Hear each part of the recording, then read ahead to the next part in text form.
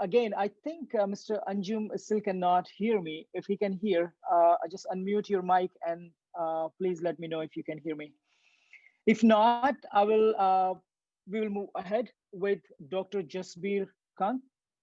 But before we ask Dr. Jasbir Kang to say, I would like to invite Professor Randolph I think, Langenbeck. Irfan, you should allow Dr. Jasbir Kang and give 5 minutes, and then Randolph can go after. Absolutely, sure. So just Dr. Kang, if you can hear me, please unmute your mic. And let me tell you about Dr. Jasbir Kang. He's the founding member of Punjabi American Heritage Society, a non-profit organization dedicated to promoting cross-cultural understanding in California, United States. He is medical director of hospitalist program at Adventist Rideout Hospital. So Dr. Jasbir Kang, all yours. Hello, greetings. Thanks for the opportunity to join the company of distinct. And before you start, let me tell people that Mr. Ajit Anjum is back, and I see his mic is unmuted. So after Dr. Kang, we will hear Mr. Anjum. Dr. Kang, sorry to interrupt you. Actually, I'm honored. I want to thank you for this opportunity and really want to salute Ajit and Ravneesh for the very unbiased coverage. I think what we are talking is not just about farmers.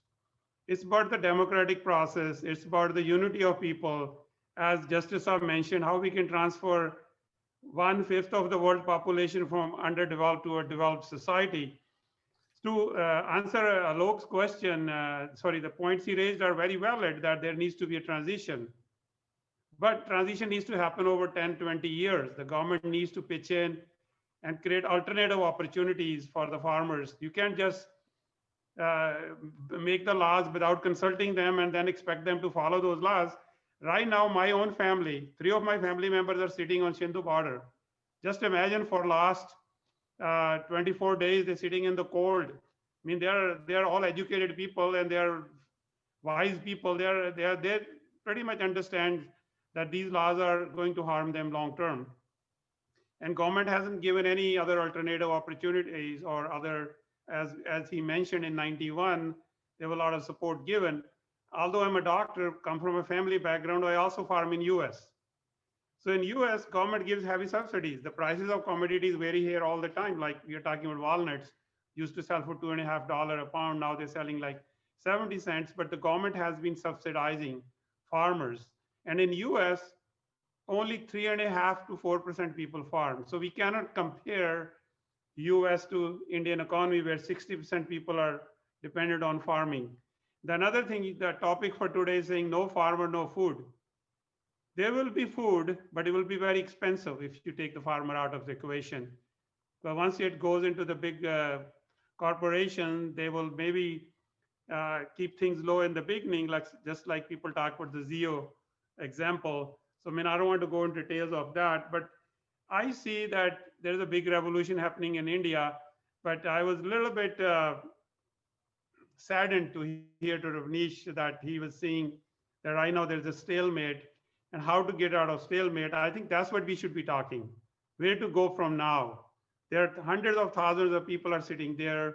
There's people united across regions, religions, cultures. You know, the politicians played this game of dividing people. The Punjab has suffered so much.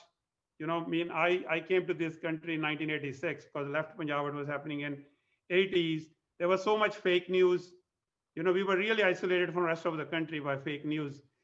So those are the things, you know, democracy cannot progress if there is no real news. So that's where I think this good thing has happened out of this struggle is that there is a media who's been representing the facts.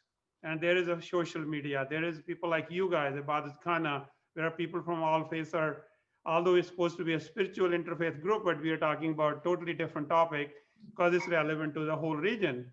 So those are the great things that have come out of this moment. You know, we Sikhs say every day, Nanak Naam Chaddi Kala Tere Pane Sarvada Pala. That means the optimism. The optimism and the spirit of uniting the mankind drives us forward. So So this farmer agitation is not just about the three laws. This is about uniting the people and having a peaceful moment.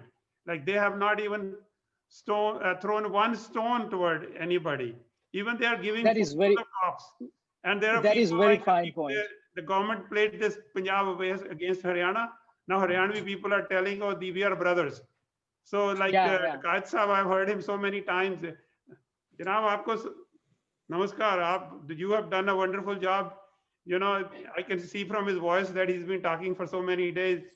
People like you are the hope. You give us a hope. You know, people like us left India because we lost hope. But now I'm seeing a hope.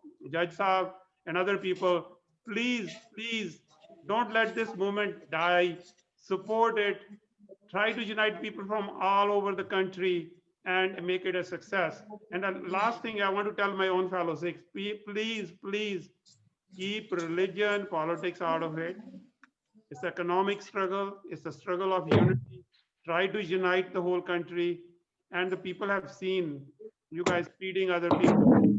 Thank Anjum Sahab thank has done a great job. So let's make it a success and come up with solutions rather than arguing and trying to defend the government or trying to say that everything is right about the demands. In the end, we have to find a peaceful solution. And the solution yeah, I recommend is that government should immediately at least withdraw or put a hold on the laws for 1 year and create a, as Judge Saab mentioned, create a group of people from farming leaders, some people from the government and some experts, and within a 1 or 2 year come up with a permanent solution. But meantime, please withdraw the laws so my family sitting in Sindhu can go back home. thank you very much. Thank you very much, Dr. Kang. A very, very fine Irfan, point. Yes. sorry to interrupt. I just wanted to also add to Dr. Kang's point that he said Yeah. we are interfaith group. We are, Dr. Saab, actually, our founding principle is a conviction that democracy is the best form of government to promote peace and prosperity. And the state should be governed by the rule of law. Of course, and religion is, of course, part of that. But races, religion, we're above that.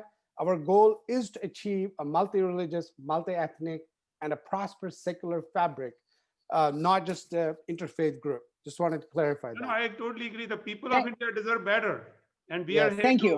support them. Thank you for clearing Tasawwur. That was very important. And this is why we are here, Ibaadatkhana for. So Dr. Kang made some interesting point.